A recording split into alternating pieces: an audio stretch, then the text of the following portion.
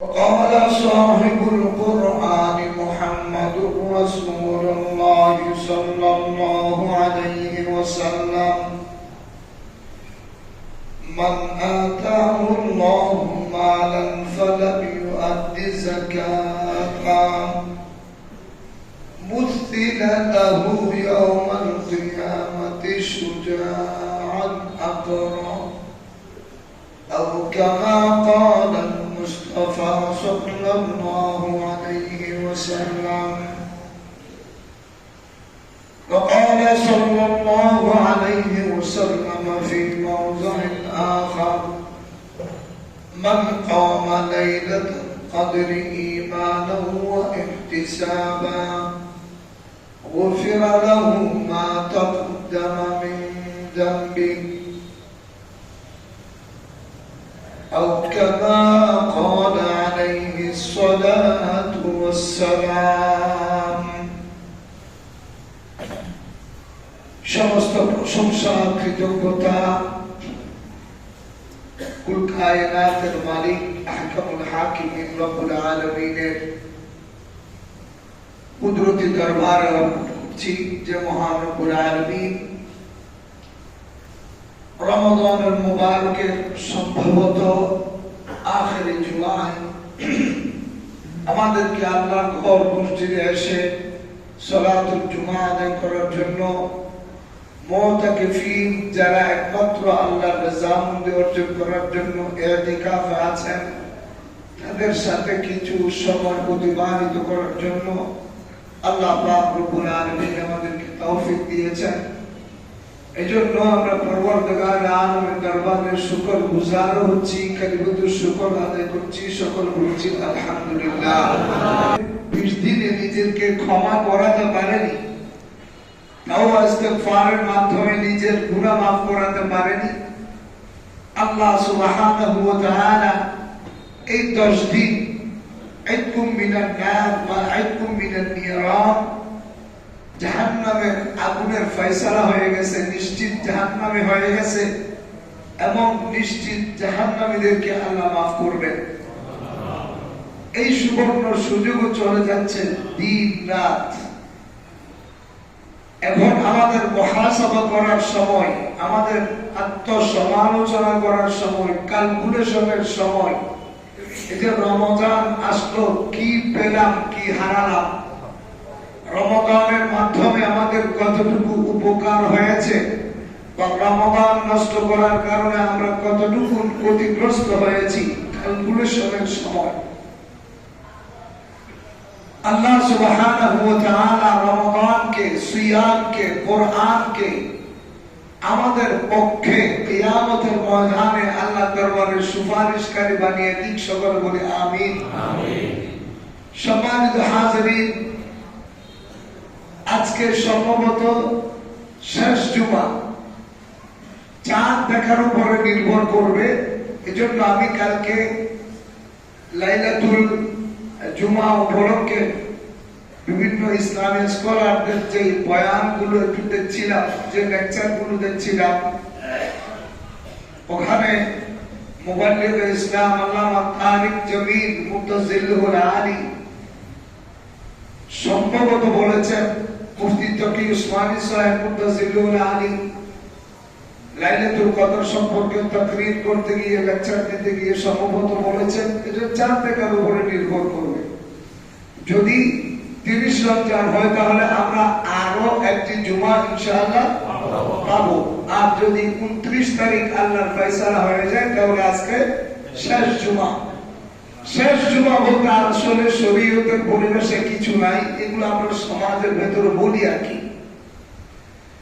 এই কয়েকটা দিন এইগুলোকে আমরা একটু গুছিয়ে নেওয়ার চেষ্টা করব, ইবাদত বন্দেগীর মাধ্যমে, তাওবা ইস্তিগফারের মাধ্যমে, সিয়াম কিয়ামের মাধ্যমে, রমাদানের হক আদায়ের মাধ্যমে, আদব রক্ষার মাধ্যমে, রমাদানের ইজ্জত ইহতিরাম রক্ষার মাধ্যমে আমরা এই কয়েকটা দিন, কয়েকটা রাতকে গুছিয়ে নেওয়ার চেষ্টা করি।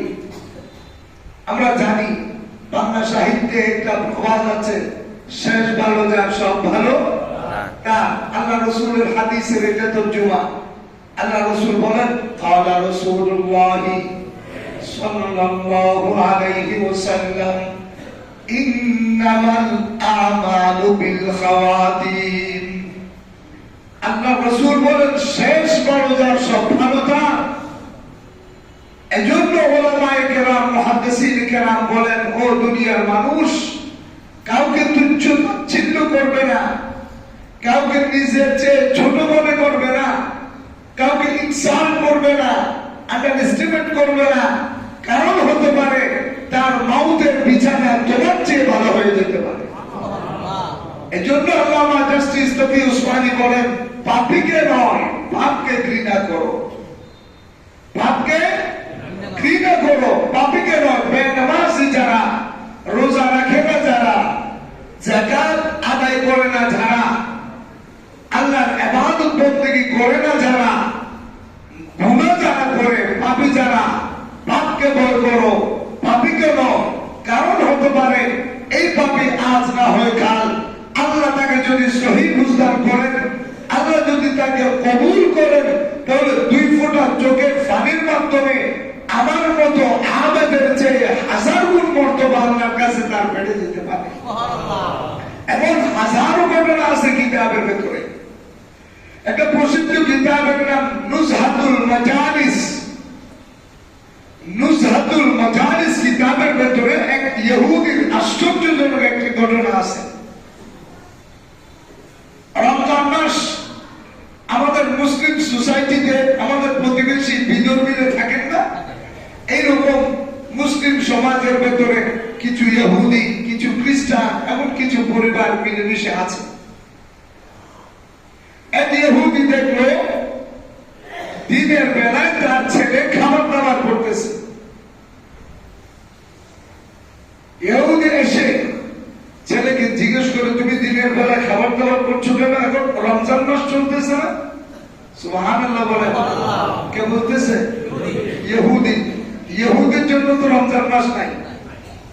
ইহুদি বলতেছে, তুমি খাচ্ছ কেন দিনের বেলায়? রমজান মাস চলতেছে না? ছেলে বলে, বাবা, রমাদান এটা তো মুসলমানদের জন্য, সিয়াম রোজা এটা তো মুসলমানদের জন্য, আমরা তো মুসলিম না। ছেলের কথা শোনার পরে এই ইহুদি বাবার মাথায় রাগ উঠে গেল। খুব জোরে প্রহার করলেন এই ছেলেকে। আমরা মুসলিম সমাজে বসবাস করি, তাদের সাথে আমাদের খুব ভালো সম্পর্ক। এই রমাদানের মুবারক তাদের জন্য গুরুত্বপূর্ণ মাস। এই মাসের প্রতি সম্মান প্রদর্শন করে আমাদেরকেও একটু কন্ট্রোলে চলা উচিত। আমাদের তো তাদের সাথে তাল মিলিয়ে এই মাসটাকে সম্মান করা উচিত। তুমি এই মাসের মানহানি করেছো, এই মাসের অবমূল্যায়ন করেছো, এই বলে ইহুদি তার ছেলেকে প্রহার করেছে। কিছুদিন পরে এই ইহুদি মারা গেল। এলাকার একজন বুজুর্গ, একজন আহলুল্লাহ ইহুদিকে স্বপ্নে দেখে ইহুদি জান্নাতুল ফিরদাউসে ঘোরাঘুরি করে, জান্নাতের ভেতরে ঘোরাঘুরি করে, বিচরণ করে। এই আল্লাহর ওলি ডাক দিলেন, ও ভাই ইহুদি, জান্নাত তো আমরা যারা মুসলমান আমাদের জন্য আল্লাহ পাক রব্বুল আলামিন জান্নাত তৈরি করেছেন। জান্নাত তো আমাদের জন্য। আপনি তো ইহুদি ছিলেন, আপনি তো একজন বিধর্মী ছিলেন, আপনি জান্নাতের ভেতরে কিভাবে প্রবেশ করলেন? ইহুদি মুস্কি হাসি দিয়ে স্বপ্নের ভেতরে এই আলেমকে বলে, ও আল্লাহর বান্দা, আমি রমজানকে সম্মান করে, রমজানকে ইজ্জত করে আমার ছেলেকে শাস্তি দিয়েছিলাম। আল্লাহ পাক রব্বুল আলামিনের কাছে আমার এই তুচ্ছ আমলটা অনেক বড় হয়ে গেল। আল্লাহ আমার মৃত্যুর আগে আগে আমাকে কালিমা পড়ে মুসলমান হওয়ার সৌভাগ্য দান করেছে। আমি মুসলমান হয়েছি। এরপর মাউতের বিছানায় আমি কালিমা পড়ে আল্লাহর দরবারে হাজিরা দিয়েছি। আল্লাহ পাক রব্বুল আলামিন আমি বিধর্মী হওয়ার পর শুধুমাত্র রমজানকে সম্মান করার কারণে আল্লাহ আমাকে মুসলমান বানিয়েছেন, জান্নাতের মালিক বানিয়ে দিয়েছেন। সুবহানাল্লাহ। আর আমরা মুসলমান হয়ে বিভিন্ন দোকানে পর্দা ফেলে আমরা সেখানে দিন রাত আমরা রমাদানের 12টা বাজাচ্ছি। মুসলমানের ছেলে, অনেক মুসলমানের ছেলে ঘরের ভেতরে খাবার দাবার করতেছি, মা বাবা বলে আমার ছেলে এখনো ছোট, আমার ছেলে কলেজে যায়, ইউনিভার্সিটিতে যায়, কোচিং করে, অনেক কষ্ট হয়। এই মা বাবার কপালে শনির দশা আছে, আল্লাহর কসম। এই মা বাবার কপালে শনির দশা, আজ না হয় কাল এই মা বাবা টের পড়ে এই ছেলেকে বদ্দিন করার, ছেলেকে বিধর্মী বানানোর পেছনে, ছেলেকে বদ্দিন করার পেছনে, ইবাদতের প্রতি ছেলের অনীহা সৃষ্টি করার পেছনে এই মা বাবার যে ফসল আশকারা, এটার জন্য কঠিন শাস্তি আল্লাহর আদালতে ভোগ করতে হবে। সামান্য একজন ইহুদি চাইলে বাচ্চাকে শাসন নাও করতে পারত। আল্লাহ সুবহানাহু ওয়া তাআলা এই রমাদানের কয়েকটা দিন আমাদেরকে রমাদানের হক, রোজার আদব, ইজ্জত, আজমত, সম্মান রক্ষা করে রমাদান করিমকে বিদায় দেওয়ার তৌফিক আমাদেরকে দান করুন, সকলে বলি আমিন। আমাদের আগামী মঙ্গলবার দিনগত রাত লাইলাতুল কদর, প্রতি বছরের মতো এবছর আমরা ইনশাআল্লাহ সালাতুল ইশা, সালাতুত তারাবিহের পরে আমরা আমাদের মসজিদে লাইলাতুল কদরের করণীয় এবং বর্জনীয় সম্পর্কে আমরা কথা বলবো। আপনাদেরকে ওই মহিমান্বিত রাতে আমাদের সাথে দোয়াতে শামিল হওয়ার জন্য আহ্বান করা হচ্ছে। 2 নম্বর কথা হলো, আমাদের অত্র মসজিদে ঈদ উল ফিতরের জামাত হবে 8:30টায়, 8:30 8:30 ঈদ উল ফিতরের জামাত হবে ইনশাআল্লাহ। যাকাত, সাদকাতুল ফিতর, এটা যাকাতের মৌসুম, সাদকাতুল ফিতরের মৌসুম আপনাদেরকে বলেছি। যাদেরকে যাকাত দেওয়া যাবে তাদেরকে সাদকাতুল ফিতর আপনি দিতে পারবেন। যাকাত, সাদকাতুল ফিতরের যে পরিমাণ আপনাদেরকে বলা হয়েছে, এই পরিমাণ অনুযায়ী আপনার যাকাত ফিতরা এখনো পর্যন্ত যারা দেন নাই তারা দেবেন। এমন ভাবে যাকাত দেবেন যেই যাকাত দেওয়ার কারণে যাকাতের লক্ষ্য এবং উদ্দেশ্য পূর্ণ হয়, দারিদ্রতা বিমোচন হয়, গরিব দুঃখী মেহনতি মানুষের উপকার হয়, এমন ভাবে যাকাত দেবেন। সাদকাতুল ফিতর এক ভাগ, যেটা 100 টাকা, 120 টাকা, সর্বোচ্চ 2630 টাকা, এই বড়টা দেবেন। নিম্নবিত্ত বা মধ্যবিত্ত যারা, আমরা মধ্যবিত্ত যারা আছি, ছোটটা মাঝারিটা দিতে পারবেন। একটা ফিতরাকে কয়েক ভাগে ভাগ করবেন না, একটা ফিতরা একজনকে দেবেন। হ্যাঁ, কয়েকজনকে ভাগ করে দিতে পারেন, কিন্তু এই দ্বারা কোনো ফায়দা হয় না। 100 টাকা 10 জনকে ভাগ করে দিলে 10 টাকা করে বেচার কি লাভটা হবে? 120 টাকা আপনি 12 জনকে 10 টাকা করে ভাগ করে দিলেন, কি লাভটা হবে? এটা দারিদ্রতার সাথে উপহাস করার নামান্তর। আলাইহি ওয়াসাল্লাম বলেন, আল্লাহ পাক রব্বুল আলামিন যাকাত ফরজ করেছেন, আর সাদকাতুল ফিতর এটা ওয়াজিব। সাদকাতুল ফিতরের মাধ্যমে রোজা রাখা অবস্থায় আমার যতটুকু গুনাহ হয়েছে, এই সমস্ত গুনাহের কাফারা হলো সাদকাতুল ফিতর। আল্লাহ রাসূল বলেন, ফুরিজা রাসূলুল্লাহ সাল্লাল্লাহু আলাইহি ওয়াসাল্লাম যাকাতুল ফিতর তুহরাতান লিস-সাইম মিনাল লাগwi ওয়ার রাফাস ওয়া তু'মাতান লিল মাসাকিন। আল্লাহ রাসূল সাল্লাল্লাহু আলাইহি ওয়াসাল্লাম সাদকাতুল ফিতর আমাদের জন্য আবশ্যক করেছেন। এর যে সমস্ত উদ্দেশ্যাবলী আছে, অন্যতম উদ্দেশ্য হলো দিনের বেলায় আমার জবানের মাধ্যমে রোজা রাখা অবস্থায় যত রকমের গুনাহ হয়েছে, আমার সমস্ত গুনার কাফারা স্বরূপ এই সাদকাতুল ফিতর। 2 নম্বর হলো সাদকাতুল ফিতরের মাধ্যমে অনাহারী মানুষের মুখে আহার তুলে দেওয়া। সুবহানাল্লাহ। আল্লাহ রাসূল সাল্লাল্লাহু আলাইহি ওয়াসাল্লাম বলেন, আল্লাহ রাসূল সাল্লাল্লাহু আলাইহি ওয়াসাল্লাম বলেন, ইযা কানা আল-আবদু ফি আউনি আখিহি, ইযা কানা আল-আবদু ফি আউনি আখিহি মা দামা আল-আবদু ফি আউনি আখিহি। আল্লাহ রাসূল সাল্লাল্লাহু আলাইহি ওয়াসাল্লাম বলেন, একজন আল্লাহর বান্দা যখন আরেকজন বান্দাকে সহযোগিতা করেন, এই সহযোগিতা যেভাবে হবে হোক, আল্লাহ পাক রব্বুল আলামিন এই বান্দার সহযোগী হয়ে যান।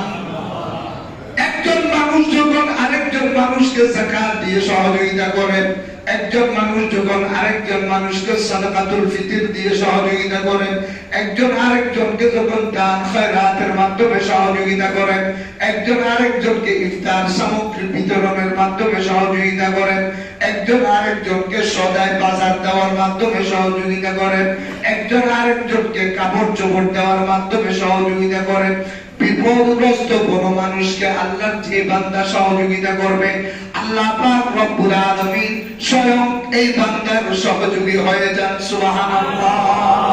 এইজন্য এই রমাদান এটা হলো শাহরুল মাওয়াসাত, রমাদান এটা হলো সহকর্মিতার মাস, এটা হলো একজন আরেকজনের প্রতি সহযোগিতার হাত প্রসারিত করে দেওয়ার মাস। এইজন্য ও আল্লাহর বান্দা যত পারবেন সহযোগিতা করবেন। এক টাকায় 700 টাকার সওয়াব আল্লাহ পাক রব্বুল আলামিন দান করবেন। আরো মজার বিষয় হলো যদি লাইলাতুল কদর পেয়ে যায়, এই লাইলাতুল কদরের পরের যে রাত, এই রাতে যদি 1 টাকা আমি খরচ করি আল্লাহর রাস্তায় দান করি, 84 বছর প্লাস 1 টাকা দান করার সমপরিমাণ সওয়াব আল্লাহ দান করবেন। 2 রাকাত নামাজ যদি এই রাতে আমি আদায় করি, 84 বছর 2 রাকাত নামাজের সমপরিমাণ সওয়াব দান করবেন। এক পারা কোরআন তেলাওয়াত করলে 84 বছর কোরআন তেলাওয়াতের সওয়াব দান করবেন।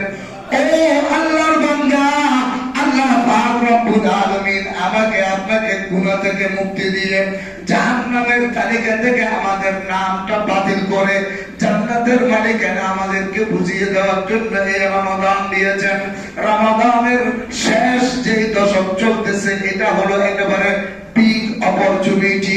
এই সুযোগ যদি চলে যায়, আল্লাহর পক্ষ থেকে জান্নাত যদি অর্জন করতে না পারি, গুনাহ যদি মাফ করাইতে না পারি, আমার মতো কপাল পোড়া, আমার মতো অভিশপ্ত যতই ব্র্যান্ডের শপিং করি না কেন, যতই ব্র্যান্ডের দামি পোশাক পরিচ্ছদ ঈদের জন্য কিনি না কেন, যত দামি ব্র্যান্ডের জুতা কিনি না কেন, স্যান্ডেল কিনি না কেন, হাতে যত দামি ব্র্যান্ডের মোবাইল ব্যবহার করি না কেন, ও কপাল পোড়া, ও হতভাগা, আপনার মতো জাহান্নামে আল্লাহর জমিনে দ্বিতীয় আর নাই।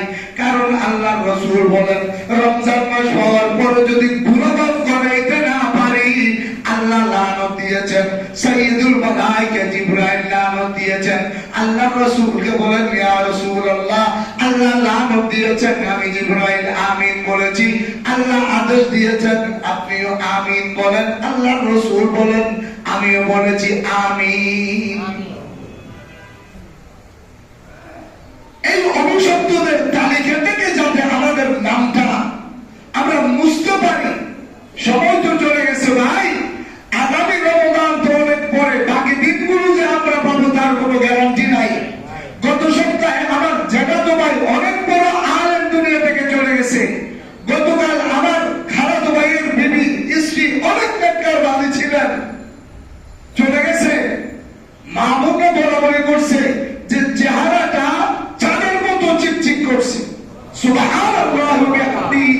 একজন নারী তার নারীত্ব সতীত্ব রক্ষা করে, একজন নারী যদি আল্লাহকে রাজি খুশি করে মওতের বিছানায় যেতে পারে, সরাসরি জান্নাতি। নারীদের মা বোনদের জান্নাতে যাওয়া একদম সহজ। আমাদের জন্য জান্নাত কঠিন, মেয়েদের জন্য জান্নাত কি? কথা বলেন, জান্নাত কি? একদম সহজ। আর আমাদের জন্য জান্নাত কঠিন। বিবাহিত মেয়েরা দুনিয়াতে থাকা অবস্থায় যদি 4টা কাজ করে, অবিবাহিত মেয়েরা মা বোনরা দুনিয়াতে থাকা অবস্থায় যদি 3টা কাজ করে, আল্লাহ রাসূল বলেন শুধু জান্নাতি না, জান্নাতের যে 8টি দরজা আছে, এই 8টি দরজার যে কোনো দরজা দিয়ে ওই আল্লাহর বান্দী প্রবেশ করতে চাইবে, আল্লাহ তাকে প্রবেশ করার অথরিটি দিয়ে দেবেন। সুবহানাল্লাহ। এই দরজা দিয়ে জান্নাতে যাও, আল্লাহ এটা বলবে না।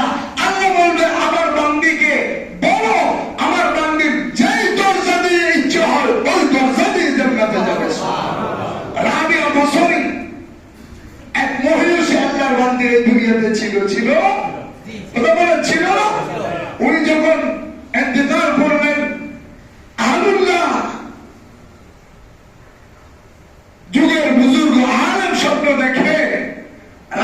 বসরিকে মুনকার নাকির প্রশ্ন করার জন্য কবরে আসছে। রাবিয়া বসরিকে তোলা হলো, মান রাব্বুকা ওয়া মা দীনুক ওয়া মান হাদা রাজুল বুইসা মিনকুম বা ফীকুম। প্রশ্ন যখন করছে, রাবিয়া বসরি মুস্কা হাসি দিয়ে বলে, তোমরা কারা? বলে, আমরা আল্লাহ প্রেরিত ফেরেশতা থেকে আসছি, আরশ আজিমের নিচ থেকে আসছি। আল্লাহ আমাদেরকে পাঠাইছেন আমরা প্রতিটি মুর্দার কাছে যাই। কি জন্য? তিনটা প্রশ্ন করার জন্য। রাবিয়া বসরি মুস্কে হাসি দিয়ে বলে, আল্লাহর ফেরেশতারা, সেই সুদূর সাত আসমান থেকে কবরে আমার কাছে তুমি যদি প্রশ্ন করার জন্য আল্লাহর পক্ষ থেকে আসছো, এত বিশাল দূরত্ব অতিক্রম করার পরেও যদি তুমি তোমার রব, তোমার আল্লাহকে যদি বলতে না পারো, আমি রাবিয়া বসরি জমিনে থাকা অবস্থায় এক মুহূর্তের জন্য আমার রব, আমার মালিককে বলি নাই। আমি তোমাদেরকে প্রশ্ন করতে চাই, জমিন থেকে মাত্র কয়েক হাত নিচে 3.5 হাত বিশিষ্ট একটি গর্তে আসার পর এই আল্লাহকে আমি কিভাবে ভুলে যাব? সুবহানাল্লাহ। शजर में हजर में तेरे रंग बू है, शजर में हजर में तेरे रंग बू है, जिधर देखता हूँ उधर तू है, तू है। যারা দুনিয়াতে থাকা অবস্থায় আল্লাহকে কখনো ভুলে নাই, ওই সমস্ত মা বোনদের 4টা কাজ। একটা হলো একটা হলো 5 ওয়াক্ত নামাজ। মান সাল্লাত খামসাহা ওয়া সামাত শাহরাহা ওয়া আহসানাত ফারজাহা ওয়া আতাআত বালাহা ফালতাদখুল মিন আইয়ি আবওয়াবিল জান্নাতি শাআত। আল্লাহ রাসূল বলেন, দুনিয়াতে থাকা অবস্থায় যে সমস্ত মেয়েরা 5 ওয়াক্ত ফরজ নামাজ যথাযথভাবে আদায় করলো, রমজানের 30টা রোজা যথাযথভাবে আদায় করলো, কয়টা গেছে? 3 নাম্বার, নিজের নারীত্ব সতীত্ব রক্ষা করছে, কয়টা গেছে? এই 3টা আমল হলো অবিবাহিত ইমমেরিড মেয়েদের জন্য। এই মা বোনরা যদি দুনিয়াতে থাকা অবস্থায় এই 3টা আমল করে যদি বিয়ের আগে দুনিয়া থেকে চলে যায়, আল্লাহর পয়গম্বর বলেন, জান্নাতের যে রাস্তা দিয়ে, যে দরজা দিয়ে ঢুকতে চাইবেন, আল্লাহ এই বান্দাকে সেই রাস্তা দিয়ে ঢোকার পারমিশন দিয়ে দেবেন। সুবহানাল্লাহ। 4 নাম্বার, বিবাহিত মা বোনদের জন্য ও আতাআত বালাহা, স্বামীর আনুগত্য করা, স্বামীর কথা মানা, স্বামীর আনুগত্য মেনে যে কবরে আসে। এই 4টা কাম যে সমস্ত বিবাহিত মা বোনরা করছে, আল্লাহর পয়গম্বর বলেন, শুধু জান্নাতে যাবে না, যে দরজা দিয়ে জান্নাতে যেতে চাইবে ওই দরজা দিয়ে জান্নাতে যাওয়ার অথরিটি লাভ করবে। সুবহানাল্লাহ। স্বামীর কথা মানা এটা ফরজ, কিন্তু স্বামীর কথা মানা ততক্ষণ পর্যন্ত ফরজ যতক্ষণ স্বামীর আদেশের সাথে আল্লাহর আদেশের বিরোধিতা না হয়। স্বামীর আদেশ ততক্ষণ পর্যন্ত মানা ফরজ যতক্ষণ পর্যন্ত স্বামীর আদেশের সাথে আল্লাহর রাসূলের আদেশের বিরোধিতা না হয়। স্বামী যদি যারা বেবিচারের অবাধ সয়লাবওয়ালা পরিবেশে যাইতে বলে, বেগানা পুরুষদের সামনে যাইতে বলে, শপিং মলে ঘোরাঘুরির জন্য যাইতে বলে, চাইনিজ রেস্টুরেন্টে যাইতে বলে, পার্কে যাইতে বলে, যেখানে পর্দার কোনো লেহাজ করা হয় না, যেখানে অজস্র পুরুষদের আনাগোনা, যেখানে নিজের নারীত্ব সতীত্ব রক্ষা করার সুযোগ থাকে না, এমন জায়গায় যাওয়ার জন্য যদি স্বামী আদেশ দেয়, তাহলে এই আদেশের বিরোধিতা করে যেই নারী এই আল্লাহকে রাজি করলো, এই নারী নিশ্চিত জাহান্নাম, নিশ্চিত জান্নাতি। শুধু জান্নাতি না, আল্লাহ রাসূল বলেন, ফালতাদখুল মিন আইয়ি আবওয়াবিল জান্নাহ আবওয়াবিল জান্নাতি শাআত। আল্লাহ রাসূল বলেন যে আমাকে রাজি খুশি করলো স্বামী রাজি না হোক, যে আমাকে রাজি খুশি করলো শ্বশুর বাড়ির কেউ রাজি না হোক, যে আমাকে রাজি খুশি করলো দেবর রাজি না হোক, যে আমাকে রাজি খুশি করলো পরিবার সমাজ বিরোধী হোক, আল্লাহ বলেন সে নিশ্চিত জান্নাতে যাবে। তাই না, জান্নাতের 8টি দরজা, যে কোনো দরজা দিয়ে তাকে জান্নাতে যাওয়ার জন্য আমি পারমিশন দিয়ে দেবো। সুবহানাল্লাহ। এমন হাদিস আপনি আলেমের বেলায় দেখাতে পারবেন না, মুফতি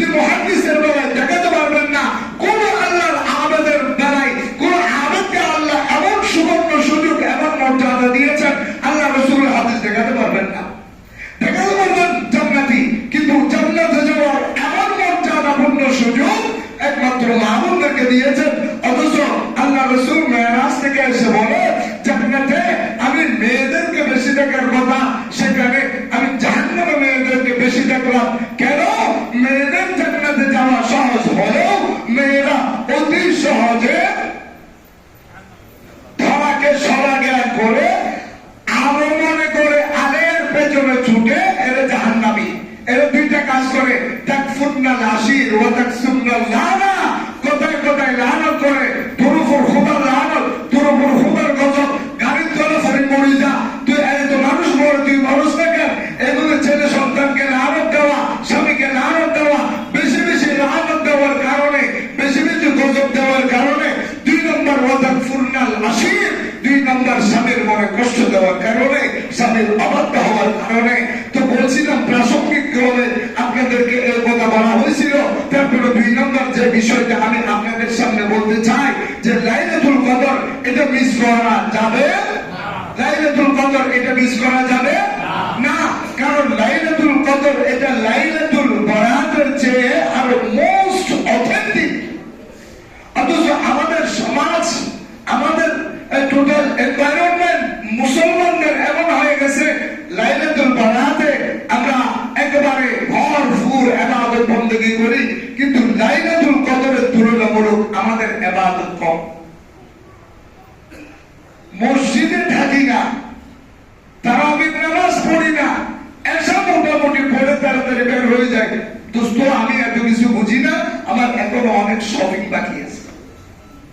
আপনি দেখবেন অনেক হতভাগা কপাল পোড়া মুসলমানদেরকে লাইলাতুল কদরের রাতেও ব্যবসা করে, লাইলাতুল কদরের রাতেও শপিং করে।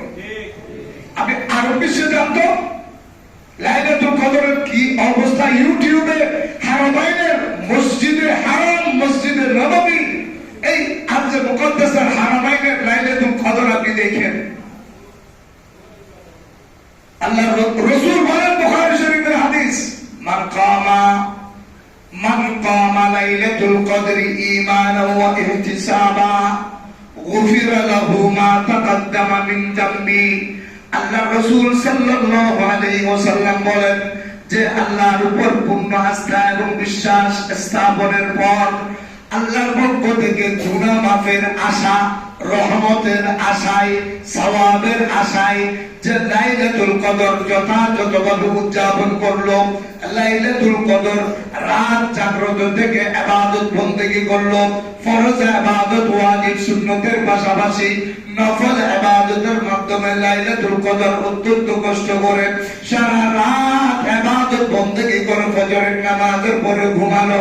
আল্লাহ রাসূল সাল্লাল্লাহু আলাইহি ওয়াসাল্লাম বলেন গুফিরা লাহু মা তাকদ্দামা মিন যামবিহি, আল্লাহ তার বিগত জীবনের সমস্ত গুনাহ মাফ করে দেবেন। সুবহানাল্লাহ, জীবনের সমস্ত গুনাহ মাফ করে দেবেন। এজন্য ইতিকাফে যারা থাকে, মুতাকিন যারা, তাদের সবচেয়ে বড় সুযোগ হলো এই লাইলাতুল কদর তাদের জীবন থেকে ছুটে না। লাইলাতুল কদর তাদের জীবন থেকে কি ছুটে না। এজন্য লাইলাতুল কদরের অন্বেষণের জন্য আমার রাসূল সাল্লাল্লাহু আলাইহি ওয়াসাল্লাম বলেন তাহাররাউ লাইলাতুল কদর ফিল ভিতরি মিনাল আশরিল আওয়াখির মিন রমজান।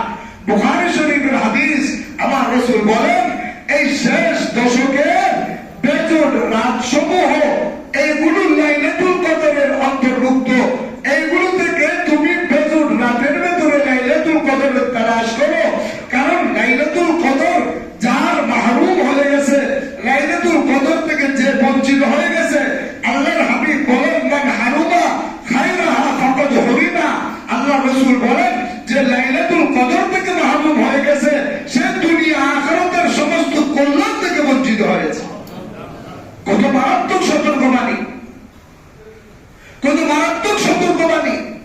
এজন্য ইতিকাফে যারা আছে, ইতিকাফ এটা সুন্নতে কিফায়া, এটা ঠিক আছে, কিন্তু ইতিকাফের মাধ্যমে আল্লাহ তাদেরকে এমন সুযোগ দান করেন যে তারা বাইরে গিয়ে সওয়াবের কাজ করতে না পারলেও, কাজ না করে বসে বসে এইখানে বোনাস পায়।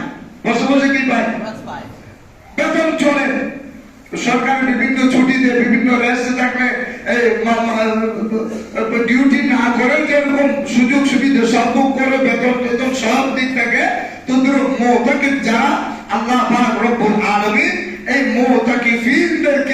আল্লাহ পাক রব্বুল আলামিন সওয়াবের আমল করতে না পারলেও তাদেরকে আমল নামায় সওয়াব দান করেন। সুবহানাল্লাহ। আল্লাহ রাসূল বলেন যে শুধুমাত্র আমি আল্লাহকে রাজি খুশি করার জন্য যে রমজানের শেষ 10 দিন ইতিকাফ থাকলো, আল্লাহ রাসূল বলেন আল্লাহ পাক রব্বুল আলামিন তার আমল নামায় মকবুল 2টা হজ 2টা উমরার সওয়াব দান করবেন। এটা ওই সমস্ত ইতিকাফকারীর জন্য যারা মসজিদে বসে দুনিয়ার হিসাব করে না, যারা মসজিদে বসে ব্যবসায়িক কথাবার্তা বলে না, যারা মসজিদে বসে দুনিয়াবি গল্প গুজব করে না, যারা মসজিদে বসে মোবাইলে বিবির সাথে কথা বলে না, সন্তানের সাথে কথা বলে না, এক কথায় দুনিয়াদারি থেকে যে নিজেকে বিরত রেখে 10 দিন আল্লাহর কাছে আল্লাহর দরবারে নিজেকে বন্দী করে রাখলো, এই পুরস্কার তাদের জন্য, এই পুরস্কার তাদের জন্য। এই জন্য আমাদের মসজিদ সহ সারা বাংলাদেশে যে সমস্ত মুতাকিফিন নানুপুর মাদ্রাসায় 40 দিনের ইতিকাফ থেকেছে প্রায় 3000 মানুষ। কয় হাজার?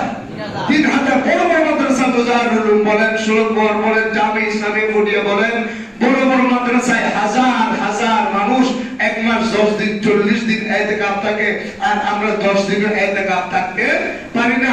যুবকদেরকে ইতিকাফের কথা বললে লজ্জা পায়।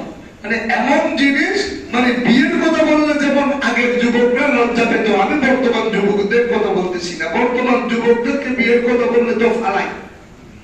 আগের যুবকরা একটু লজ্জা পেত, কি বলেন এটা, আমাকে বিয়ের বয়স হয়েছে। এখন কেউ যদি একটু ইয়াকি করে, নাতি তোমার জন্য বিবি নিয়ে আসবো, বলে দাদা প্রয়োজন নেই, আমি ঠিক করে রাখছি, সময় মতো নিয়ে আসবো।